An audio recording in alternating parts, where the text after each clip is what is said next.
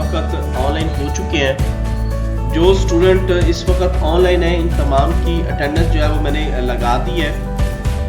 और ओके जी, lecture start करते हैं। आज का टॉपिक हम लोग ऑलरेडी जो है वो पहले भी डिस्कस कर चुके हैं। हाउ टू से कि तमाम स्टूडेंट्स को जो है वो स्क्रीन नज़र आ रही होगी। आज का जो हमारा टॉपिक है बेसिकली वो अगेन सिस्टम की प्रोटेक्शन पे है। हम फर्स्ट सेकंड थर्ड लेक्चर के अंदर भी इसी के ऊपर हम लोग जो है वो डिस्कस कर चुके थे कि हाउ टू प्रोटेक्ट सिस्टम और how to protect operating system, how to protect और फाइल्स एंड फोल्डर्स। तो इस पे हम सेकंड के थर्ड लेक्चर में पहले भी जो है वो डिस्कस कर चुके हैं। आज इसकी डिटेल डिस्कशन जो है वो होगी कि सिस्टम को प्रोटेक्ट जो है वो कैसे किया जा सकता है। तो स्टार्ट करते हैं जी। System protection refer to a mechanism for controlling the access of program, process और user to resource defined by a computer system. वो कहता है कि बेसिकली प्रोटेक्शन असल में रेफर किस चीज को रेफर कर रही है? एक ऐसा मैकेनिज्म है, ऐसा कंट्रोलिंग मेथड है जो कि आपके प्रोग्राम्स को, आपके प्रोसेसेस को, आपके यूजर्स को, यूजर्स के डेटे को और पूरे कंप्यूटर सिस्टम को जो है वो प्रोटेक्ट करे। This mechanism must provide a mean for specifying the control to be imposed together with a means of enforcement. वो कहता है कि हम इसके लिए इस मैकेनिज्म को जो है वो लाजमी अपने जो सिस्टम्स हैं उनके कंट्रोल्स के लिए इस्तेमाल करते हैं, बल्कि इन्फोर्समेंट होती है कि आप अपने सिस्टम के ऊपर प्रॉपर तरीके से कोई पासवर्ड जो है उसकी प्रॉपर तरीके से जो प्रोटेक्शन है वो लाजमी करें। वो distinguish between protection and security which is measure of confidence that the integrity of a system and its data will be preserved। वो कहता है कि आगे चल के हम इन दोनों चीजों को जो है वो अलग-अलग से डिस्टिंग्विश करेंगे दोनों का, कि सिक्योरिटी और प्रोटेक्शन के दरमियान में क्या मेन ऐसा डिस्टिंग्विश है जो कि आपके सिस्टम की इंटीग्रिटी को जो है वो प्रिजर्व करता है। Goal of protection obviously to prevent miscellaneous misuse of the system by user और program। वो कहता है कि इसके गोल में अगर हम बात करें तो वाकई ये बात है कि अगर हमारा सिस्टम प्रोटेक्ट नहीं होगा तो वो ऑटोमेटिकली मिसयूज होगा और उसमें कोई भी यूजर जो है, कोई भी प्रोग्राम जो है वो एंटर कर सकता है या डिलीट कर सकता है। To ensure that each thresh shared resource is used only in accordance with system policies which may be set either by system designer or by system administrator। वो कहता है कि ये डिपेंड कर होता है कि हम जो भी सिस्टम लेते हैं या जो भी सिस्टम हम बनाते हैं उसकी पॉलिसीज के अंदर से जाके हम उस प्रॉपर तरीके से सिस्टम को डिजाइन करते हैं। उस प्रॉपर तरीके से सिस्टम का जो एडमिनिस्ट्रेटर होता है वो उन पॉलिसीज को जो है वो अप्लाई करवाता है, लागू करता है। अब डिपेंड कर होता है कि वो कौन सा इन्वायरमेंट है, पर्सनल इन्वायरमेंट है, आपका नेटवर्क का इन्वायरमेंट है, जो भी इन्वायरमेंट है उसके ऊपर यूजर ने खुद से प्रॉपर तरीके से पॉलिसीज को जो है वो हैंडल करना होता है। और ये हर ऑपरेटिंग सिस्टम के अंदर जो है वो सर्विसेज एंड पॉलिसीज होती हैं जिनको हम यूजर एंड पे या एडमिनिस्ट्रेटिव एंड के ऊपर जो है वो अप्लाई करवाते हैं। To ensure that errant programs cause the minimal amount of damage possible। और ये इंश्योर किया जाता है कि अगर कोई पर्सन इस सिक्योरिटी को तोड़ के एंटर हो भी जाता है आपके सिस्टम के अंदर तो वो कम से कम डाटा जो है वो करप्ट कर सके या कोशिश हो कि करप्ट ही ना हो। Note that protection system only provide a mechanism for enforcing policies and ensuring reliable system. It is up to administrator and user to implement those mechanism effectively। वो कहता है कि ये दोनों पे डिपेंड होता है कि प्रोटेक्शन को, चाहे यूजर है, चाहे आपका सिस्टम एडमिनिस्ट्रेटर है, चाहे आपका नेटवर्क एडमिनिस्ट्रेटर है, चाहे आप पर्सनली कंप्यूटर को इस्तेमाल कर रहे हो, तो उसके ऊपर प्रॉपर तरीके से आपने अपनी प्रोटेक्शन जो है वो अप्लाई करनी है। Principles of the protection. अब इसके कुछ प्रिंसिपल्स हैं जो कि हमने रूल्स हैं जो कि हम अपनी प्रोटेक्शन के ऊपर जो है वो अप्लाई करते हैं। Principle of least privilege that program user and system be given just enough privilege to perform their task. वो कहता है कि प्रिंसिपल इसके क्या है कि आप कोशिश करें कि प्रोग्राम्स, यूजर, सिस्टम्स, जो भी आपने डाटा अपने सिस्टम में स्टोर किया हुआ है, अब यहाँ पे जरूरी नहीं है कि आप अपने लैपटॉप की ही बात करें या आप अपने कंप्यूटर की बात करें, आपका सेल फोन भी हो सकता है, क्योंकि सेल फोन के अंदर भी आपका जो ऑपरेटिंग सिस्टम है एंड्रॉयड का या मैक ओएस का वो एग्जीक्यूट हो रहा है। इसी तरह से आपके सिस्टम के अंदर भी आप मुख्तलिफ तरह के ऑपरेटिंग सिस्टम जो है एग्जीक्यूट हो रहे हैं। इट मींस कि आपने हर तरह से तमाम के तमाम ऑपरेटिंग सिस्टम को प्रॉपर तरीके से जो है वो स्केयर करना है। This ensure that failure do the least amount of harm and allow the least of harm to be done. वो कहता है कि कोशिश तो ये की जाए कि आप इंश्योर करें कि कोई भी, चाहे वो छोटे लेवल पे है चाहे वो बहुत बड़े लेवल पे है, आपके सिस्टम को जो है वो एक्सेस ना कर सके और ना ही आपके डेटे को किसी किस्म का कोई नुकसान पहुंचाया जा सके। For example, if a program need special privilege to perform task, it is better to make it SGID program with group ownership of network or backup or some other procedure group rather SUID with root ownership. वो कहता है कि ये depend कर होता है कि अगर हम कोई ऐसा प्रोग्राम जिसको जरूरत है कि उसके अंदर मुख्तलिफ तरह के प्रिविलेजेस यानी कि सिक्योरिटी की पॉलिसीज जो है वो लगाए, अब वो डिपेंड कर होता है कि SGID हो या SUID हो, यूजर आईडी की पॉलिसीज हो, या उस बंदे की ओनरशिप की पॉलिसीज हो, चाहे वो रूट लेवल पे है, चाहे वो बैकअप लेवल पे है, चाहे वो नेटवर्क पे है, हमने किसी भी ग्रुप में बैठे हुए हैं, उस ग्रुप के लिहाज से जो है अपनी सिक्योरिटी को जो है वो प्रॉपर करना है। This limit the amount of damage that can occur if something goes wrong। वो कहता है कि ये डिपेंड कर होता है कि अगर आपकी जो लिमिट्स है वो किसी गलत तरीके से जो है वो इस्तेमाल ना हो और प्रॉपर तरीके से आप खुद ही उसको जो है वो इस्तेमाल करें।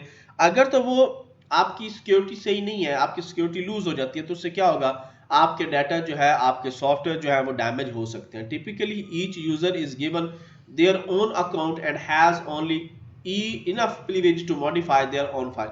वो कहता है कि कुछ थोड़े से लिमिट्स, जब नेटवर्क इन्वायरमेंट होता है तो उसमें यूजर जब क्रिएट किया जाता है तो उसको थोड़ी सी पॉलिसीज जो है वो बता दी जाती है। उन्हीं पॉलिसीज को इस्तेमाल करते हुए यूजर जो है अपनी फाइलों को मॉडिफाई कर सकता है, फाइलों को ऐड कर सकता है, डिलीट कर सकता है।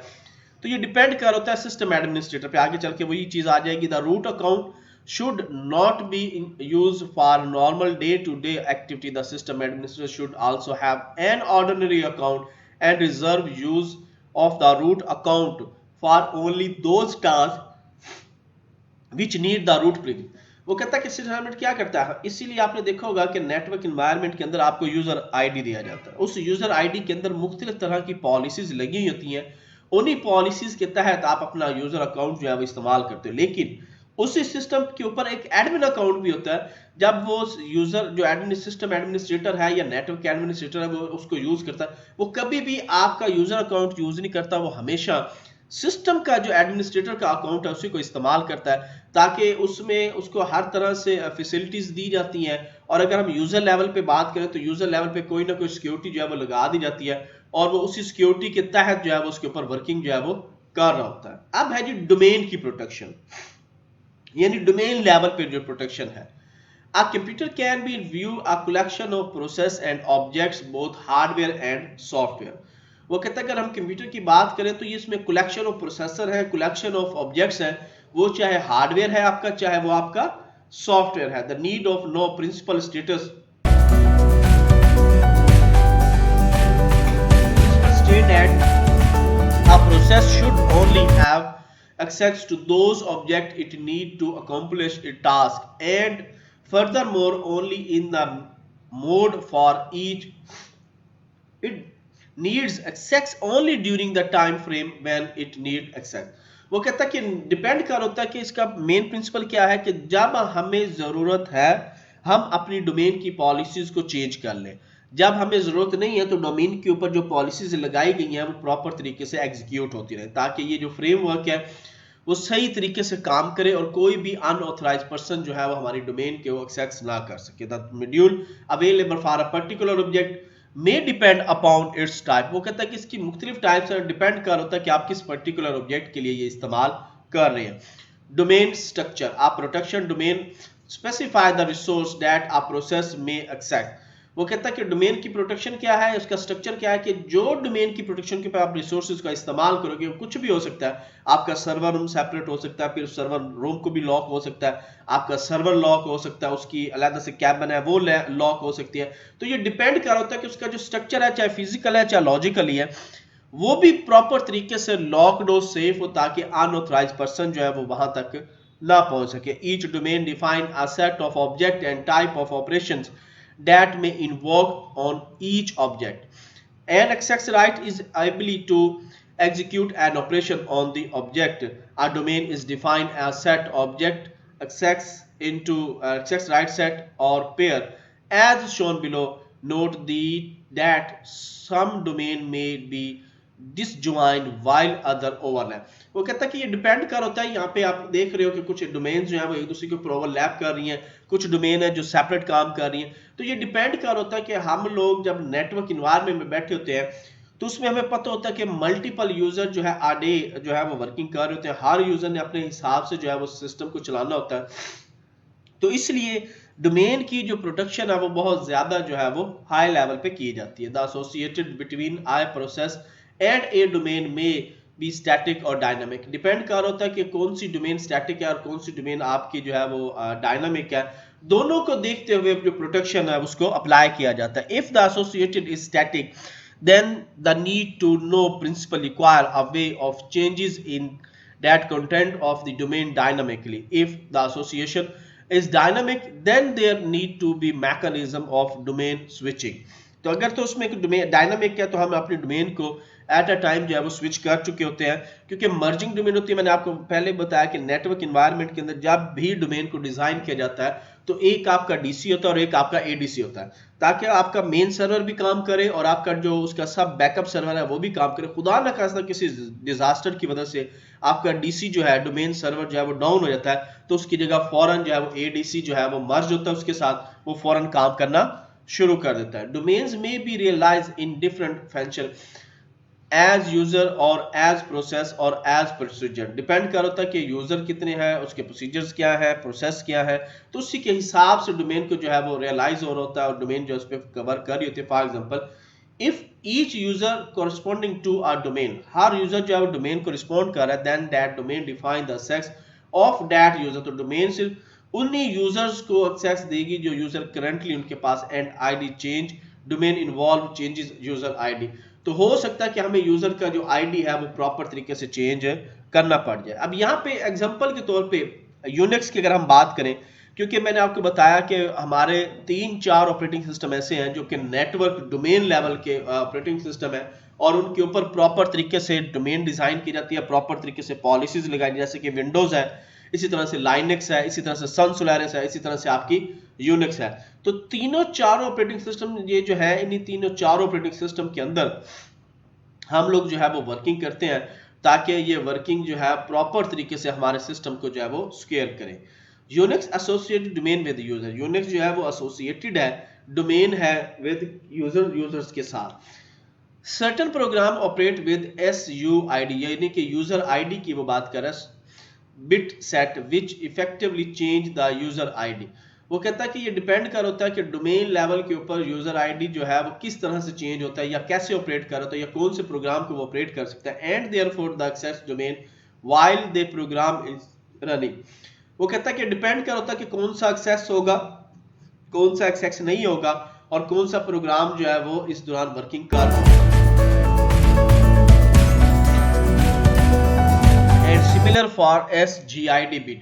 Unfortunately, this has some potential for abuse. वो कहता है कि डिपेंड कर होता है कि ये जो भी आपकी प्रोटेक्शनल है उसके हिसाब से जो है उसको अब्यूज कर होता है।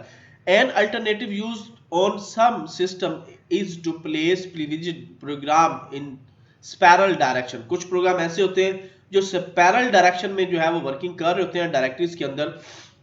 जब यूजर को रिक्वायर पड़ती है यूजर उसी वक्त जो है वो अपनी डायरेक्टरी में जाता है और उन प्रोग्राम को एग्जीक्यूट करना शुरू कर देता है। ये लेकिन ये जो एग्जीक्यूशन है ये सिर्फ यूनिक्स की ही कंडीशन में है, इसमें सन सोलारिस, इसमें लाइनक्स, इसमें आपका डॉस, इसमें विंडो, ये ऑपरेटिंग सिस्टम इन्वॉल्व नहीं है क्योंकि इसमें हम लोग यूनिक्स को ही डिस्कस कर रहे हैं। तो ये जो डायरेक्टरीज के अंदर हम किसी खास प्रोग्राम को प्रिविलेज दे के एग्जीक्यूट करते हैं वो यूनिक्स का ही हिस्सा। This prevent checkers cracker from placing SUID program in randomly directory around the।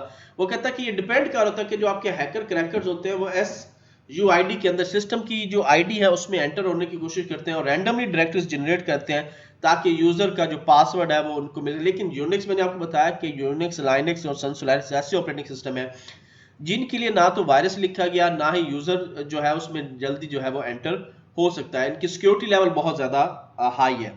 Yet another alternative is not to allow the changes of ID at all. Instead, special privilege demand or launch at boot time and user process send message to these demand when they need special task perform। वो कहता है कि इस condition में क्या होता है, user की कंडीशन में अगर यूजर बैठा हुआ है तो वो उसको क्या करता है, टास्क लेने के लिए, काम करने के लिए रिक्वेस्ट सेंड करता है। यूनिक्स का जो एडमिनिस्ट्रेटर है उस रिक्वेस्ट को एक्सेप्ट करता है और थोड़ी देर के लिए जो भी प्रोग्राम उसको रिक्वायर्ड होता है वो उस प्रोग्राम को जो है वो ओपन कर देता है। अब ये मल्टी आईसीएस, मल्टी सीएस, यानी कि जब मल्टी सीएस सिस्टम यूज के, यानी जिसमें मल्टी यूजर्स आपके कंप्यूटर के ऊपर काम कर रहे हैं, जैसे कि मैंने आपको लाइनक्स एनवायरनमेंट बता दिया नेटवर्क का, सन सोलारिस नेटवर्क का एनवायरनमेंट, तो वो मल्टी यूजर एनवायरनमेंट है, एक ही वक्त में मल्टीपल लोग काम कर रहे होते हैं। Complex system of ring each corresponding to different protection domain as shown, जैसे कि बिलो यहाँ पे आप देख रहे हैं कि 2-3 डोमेन जो है वो वर्किंग कर रहे हैं, लेकिन हर डोमेन के ऊपर एक सर्कल है और वो उसकी सिक्योरिटी को जो है वो चेक कर रहा है और उसी के ऊपर वो वर्क कर रहा है। अब इसी की ये डिटेल है, इस डिटेल को आप लोगों ने खुद ही अच्छे तरीके से पढ़ लेना है और आपको ये इजीली है समझ आ जाएगी। मैं इसके ऊपर टाइम ज़ाया नहीं करता, आगे चलते हैं। एक्सेस मैट्रिक्स, नेक्स्ट हमारा जो एक प्रोटेक्शन का मॉड्यूल है वो एक्सेस मैट्रिक्स है। The module model of protection that we have been discussing can be viewed as an access matrix in which column represent different system resources and row represent different protection domain। वो कहता है कि यहाँ पे आप देख लें कि काफी सारे कॉलम्स हैं, 3-4 डोमेन्स दी हुई हैं और उन डोमेन के अंदर मुख्तलिफ तरह की पॉलिसीज जो है वो लगा दी गई हैं। डोमेन 1 के ऊपर दोनों कंडीशन में रीड की इंफॉर्मेशन है, इसी तरह से डोमेन 2 के ऊपर सिर्फ प्रिंटर को जो है वो एक्सेसिबल है और डोमेन 3 के ऊपर वो डाटा को एग्जीक्यूट भी कर सकता है, यानी प्रोग्राम को एग्जीक्यूट भी कर सकता है और साथ में रीड भी कर सकता है। अब डोमेन 4 के ऊपर रीड एंड राइट के परमिशन तो है, लेकिन वो ना प्रिंट कर सकता है ना उसको मॉडिफाई कर सकता है। तो इस तरह से हम मुख्तलिफ तरह की पॉलिसीज होती हैं जो कि हमारे सर्वर्स, जितनी भी सर्वर मशीन्स हैं या जितने भी हाई स्टैंडर्ड आपके ऑपरेटिंग सिस्टम है, सन सोलारिस है, लाइनक्स है, यूनिक्स है, विंडोज सर्वर्स है, तो उनके मुताबिक हम उसको देखते हुए अपनी पॉलिसीज को जो है यूजर्स को देखते हुए जो है वो डिजाइन करते हैं। Domain switching can be easily supported under this model. इस मॉडल के अंदर डोमेन की स्विचिंग बेशक होती रहे, लेकिन वो जो है वो इस पॉलिसीज को प्रॉपरली तौर पे जो है वो अप्लाई करता है simply by providing switch access to other domain. Simple एक क्या होता है जी कि हम उसमें पॉलिसीज में ही होता है वो स्विच करवा देते हैं, जैसे कि इस डायग्राम के अंदर आपको नजर आ रहा होगा। आपकी डोमेन जो है वो आपकी बढ़ चुकी है, इधर भी 4 डोमेन आगे पीछे फ्रीक्वेंसी आपकी आ रही है। Access matrix with domain as object, object के लिहाज से भी और डोमेन के लिहाज से भी जहां जहां आपको स्विच नजर आ रहा है, इट मीन कि सेकंड डोमेन जो है वो इसके अंदर मर्ज हो रही है और वही डोमेन जो है जैसे मर्ज होती है उसी तरह से उसकी पॉलिसी जो है वो एक्सेस करना शुरू कर देती है।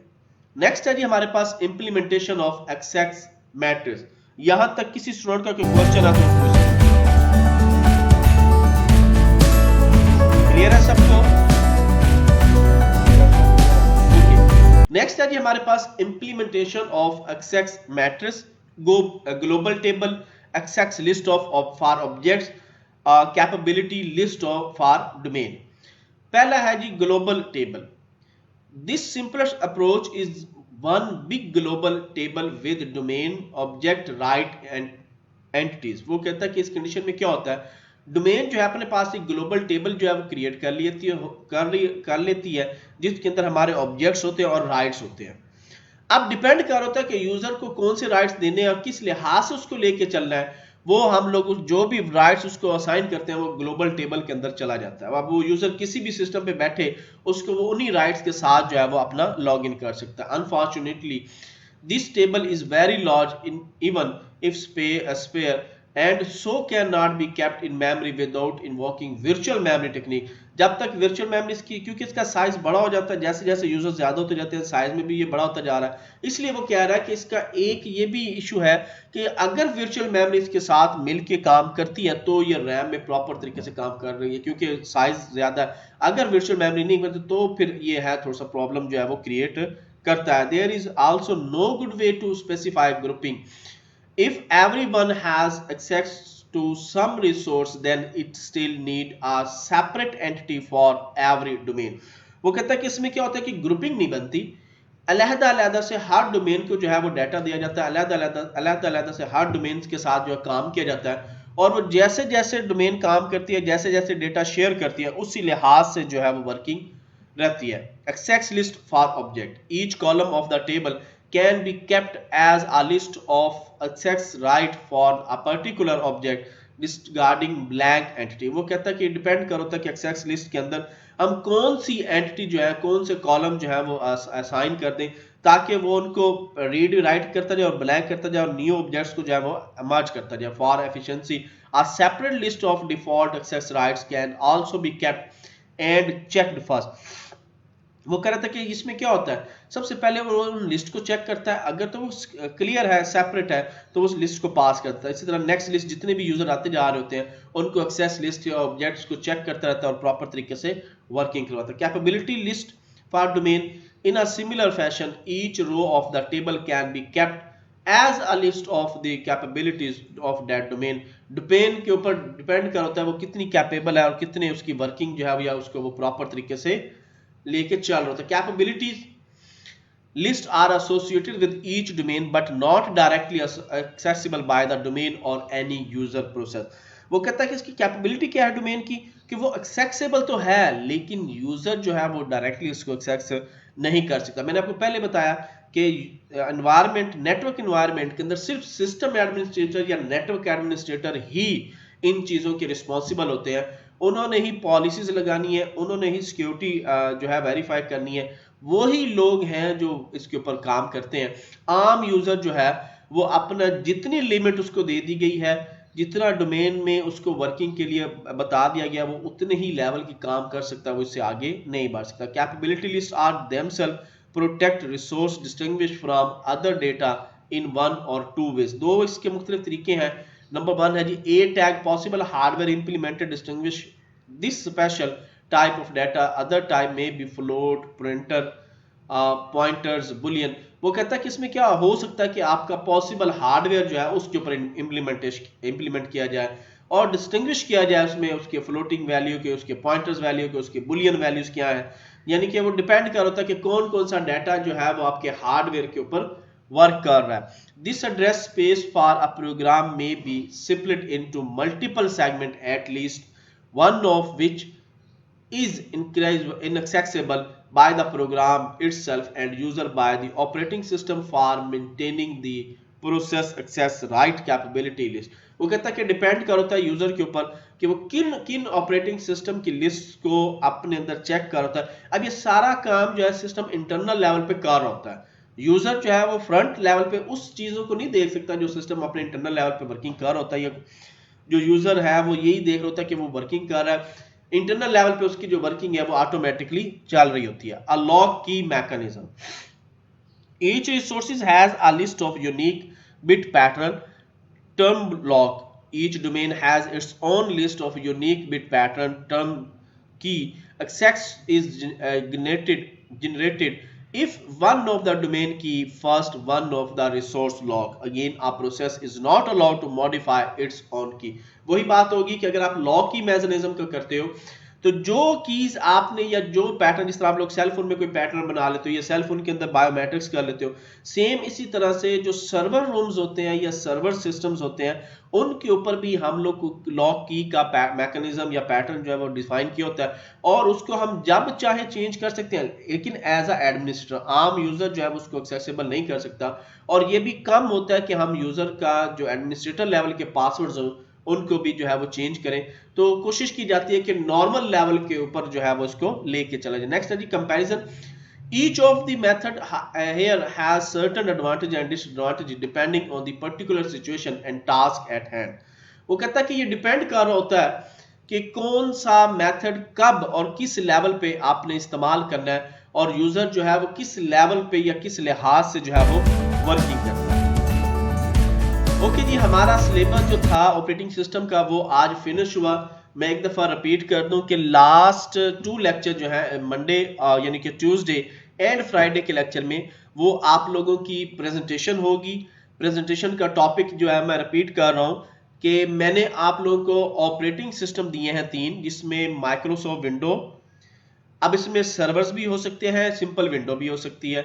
इसी तरह से आपका लाइनेक्स के अंदर उसका कोई भी फ्लेवर हो सकता है, जैसे कि फेडोरा है, सूसी है, रेड हैट लाइनेक्स है, काली लाइनेक्स है, और भी इसके बहुत सारे मैक ओएस है, बहुत सारे वर्जन्स आए हुए हैं। इसी तरह से सन सोलारिस, तीनों ऑपरेटिंग सिस्टम का GUI प्लस इनके फीचर्स आपने बताने हैं कि इनमें क्या मेन डिफरेंस है। 10 to 15 जो है स्लाइड्स की प्रेजेंटेशन आप लोगों ने बनानी है, जो कोई भी स्टूडेंट को मैं किसी भी टाइम कह सकता हूं कि आप अपनी प्रेजेंटेशन जो है वो शो करें विद कैम, और जो है वो प्रेजेंटेशन जो है वो पूरी क्लास के सामने जो है वो दें। मंडे को आप लोगों की प्रेजेंटेशन होगी, ट्यूसडे को भी और साथ में फ्राइडे को भी, यानी आज हमारा 26 लेक्चर जो है वो कवर हो चुके हैं और नेक्स्ट 2 लेक्चर्स में आप लोगों की जो है वो प्रेजेंटेशन है। अब किसी का कोई क्वेश्चन है तो पूछ सकते हैं। मैंने अभी आपको बताया कि माइक्रोसॉफ्ट विंडो, लाइनेक्स और सन सोलारिस ये 3 ऑपरेटिंग सिस्टम है। इनका GUI, इनके फीचर्स और इनकी सिक्योरिटी की डिफरेंशिएट आप लोगों ने करना है प्रेजेंटेशन के अंदर, यानी कि डिफरेंस बताना है कि तीनों में क्या मेन डिफरेंस है जी, और कोई, और ये इंडिविजुअली होगा, ग्रुप की फॉर्म में नहीं होगा।